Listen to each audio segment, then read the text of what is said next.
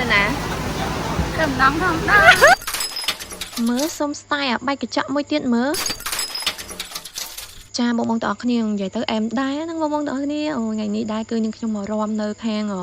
តាំងគោក៏បងបងទាំងអស់គ្នាហើយមេឃភ្លៀងខ្លាំងមែនតើណាបងបងទាំងអស់គ្នានិយាយទៅរកកន្លែងអង្គុយអត់ចង់មានទេភ្លៀងសាច់ខ្លាំងហ្មងឥឡូវភ្លៀងហើយចិត្តចូលខែភាសាវិញហើយបងបងទាំងអស់គ្នាឥឡូវខ្ញុំសូមសម្ភាសកញ្ញាស្រីវីមួយមើលថាតើមានអារម្មណ៍យ៉ាងណាដែរហើយខែភាសាគាត់ទៅណាវិញអញ្ចឹងណាបងបងទាំងអស់គ្នាទៅណាទៅម្ដងធម្មតាអស់រងហើយមករកមកហើយមិនឃ្លៀងទៀតណងហើយបានលេងអត់ចឹងមេសិនបើមេរៀនយើងលេងបើមេអត់រៀនយើងឈរមើលបងស្ដាប់ប្រសាសន៍គាត់និយាយណាបងប្អូនទាំងគ្នាគឺមេឃភ្លៀងខ្លាំងមែនតើណាបងប្អូនទាំងគ្នាពេលដំបូងឡើយមេឃអត់ភ្លៀងទេព្រោះមេឃដូចជាធម្មតាសតុំធម្មតាអត់មានខ្យល់អត់មានអីទេស្រាប់តែដល់ម៉ោងភ្ញៀវចូលបានបដៅបានច្រើនគួរសមហើយចាប់ផ្ដើមភ្លៀងយកតែម្ដងណាបងប្អូនទាំងគ្នាមេឃភ្លៀងអញ្ចឹងកុំឲ្យស្ងាត់មើលកញ្ញាសុំមួយឃ្លាដែរមើលសុំចម្រៀងតែមួយឃ្លាទេជាប់មកគេមែននេះមែនជាប់នេះឯងទៀត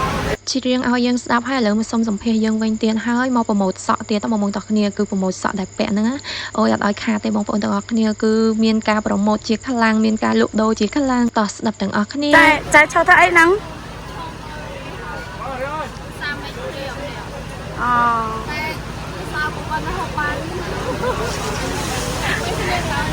មេឃភ្លៀងប៉ុណ្ណាក៏អត់សំខាន់តែសំខាន់ញ៉ាំសិនព្រោះអីគាត់នៅឆ្ងាយគាត់ប្រញាប់ទៅវិញអញ្ចឹងណា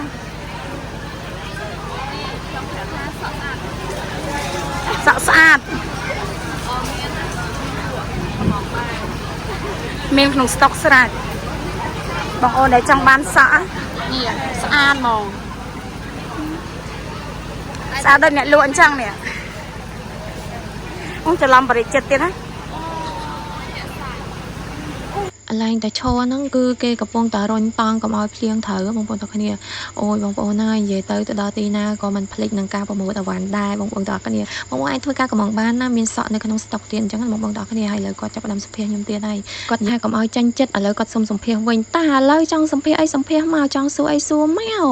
កឆ្លើយបានទាំងអស់ហ្មងមិនទេចាដល់ម៉ោងលេងមេឃភ្លៀងបានលេងអត់គាត់ដឹងដែរជំរឿមេឃសិនឲ្យលេងមេឃការបានរាំងខ្ញុំដល់មកលេងហើយ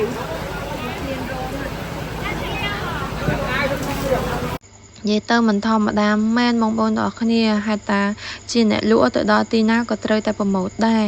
សុំមកបត់រៀងជាបានតែកំជោចូលហើយហើយចាញ់អីហ្នឹងចាញ់អីចេះទៅបងទាំងអស់គ្នាក្នុងកលៈទេសៈយ៉ាងណាក៏ដោយភ្លៀងយ៉ាងណាក៏ដោយសំខាន់គឺញ៉ាំកើតនៅតែញ៉ាំណាបងប្អូនទាំងអស់គ្នាដោយសារតែយើងញ៉ាំហើយយើងចាប់ផ្ដើមឡើងរំឡើងលេងឡើងជ្រឿងអីអញ្ចឹងបងប្អូនទាំងអស់គ្នាហើយឥឡូវយើងមកជួបជាមួយនឹងកញ្ញាស្រីវីបងប្អូនហើយជាប់ហើយចិត្តជាប់ម៉ោងហើយរំអេមិនមែនចិត្តជាប់ម៉ោងហើយបងប្អូនទាំងអស់គ្នារំបានប្រហែលបត់ហើយបងប្អូន